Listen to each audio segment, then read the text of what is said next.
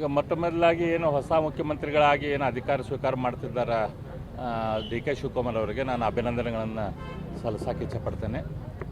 ಈ ಸಂದರ್ಭದಲ್ಲಿ ನಾನು ಅವ್ರಿಗೆ ಹೇಳೋದಂತಂದ್ರೆ ರಾಜ್ಯದ ಕಳೆದ 3 ವರ್ಷದಲ್ಲಿ ಏನು ಜನ ಭರವಸೆ ಇಟ್ಟು 136 ಸೀಟ್ ಕಾಂಗ್ರೆಸ್ಸಿಗೆ ಕೊಟ್ಟಿದ್ದರು, ಆ ಭರವಸೆಗೆ ಯಾವುದೇ ರೀತಿಯ ನ್ಯಾಯವನ್ನು ಕಾಂಗ್ರೆಸ್ ಸರ್ಕಾರ ಒದಗಿಸಿಕೊಟ್ಟಿಲ್ಲ. ರಾಜ್ಯದ ಅಭಿವೃದ್ಧಿ ಆಗ್ತೈತಿ, ರಾಜ್ಯದಲ್ಲಿ ಒಳ್ಳೆ ರೀತಿ ಸುಭಿಕ್ಷತೆ ಬರ್ತೈತಿ ಅಂತ ಜನ ಕಾಯ್ತಾಯಿತ್ತು. ಆದರೆ ಕಳೆದ 3 ವರ್ಷದಿಂದ ನಾವು ನೋಡ್ತಾ ಇರೋದು ಯಾವುದೇ ರೀತಿಯ ಅಭಿವೃದ್ಧಿ ಕಾರ್ಯ ರಾಜ್ಯದಲ್ಲಿ ಆಗ್ತಾಯಿಲ್ಲ.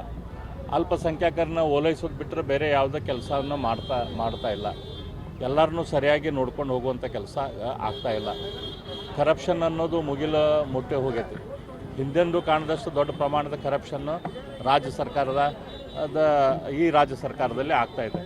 ಹಾಗಾಗಿ ನಾನು ಡಿ ಕೆ ಶಿವಕುಮಾರ್ ಅವರಿಗೆ ನಾನು ಈ ಸಂದರ್ಭದಲ್ಲಿ ಮಾಡ್ಕೊಳ್ಳೋ ವಿನಂತಿ ಅಂದ್ರೆ, ಈ ಏನು ಹೊಸ ಅವಕಾಶ ಬಂದೈತಿ ಇದನ್ನು ಸರಿಯಾಗಿ ಉಪಯೋಗ ಮಾಡ್ಕೊಳ್ಳುವಂಥ ಪ್ರಯತ್ನ ಮಾಡಿರಿ.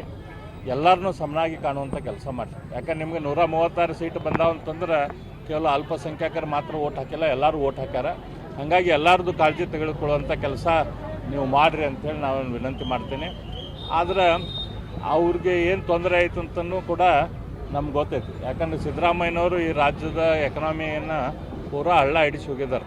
ಅದರಲ್ಲಿ ಅವರು ಸುಧಾರಿಸ್ಕೊಂಡು ಡಿ ಕೆ ಶಿವಕುಮಾರ್ ಅವರು ಮಾಡೋಕ್ಕೆ ಅವರು ಭಾಳ ತಮ್ಮ ಚಾಕಚಕ್ಯತೆ ಎಲ್ಲ ಉಪಯೋಗಿಸ್ಕೋಬೇಕಾಗ್ತೈತಿ. ಅದನ್ನೆಲ್ಲ ಉಪಯೋಗಿಸ್ಕೊಂಡು ರಾಜ್ಯದ ಅಭಿವೃದ್ಧಿಗೆ ಕೆಲಸ ಮಾಡಲಿ ಅಂತ ನಾವು ವಿಶ್ ಮಾಡ್ತೀವಿ. ಸಂಪೂರ್ಣ ನ್ಯೂಸ್, ಇದು ನೊಂದವರ ಧ್ವನಿ.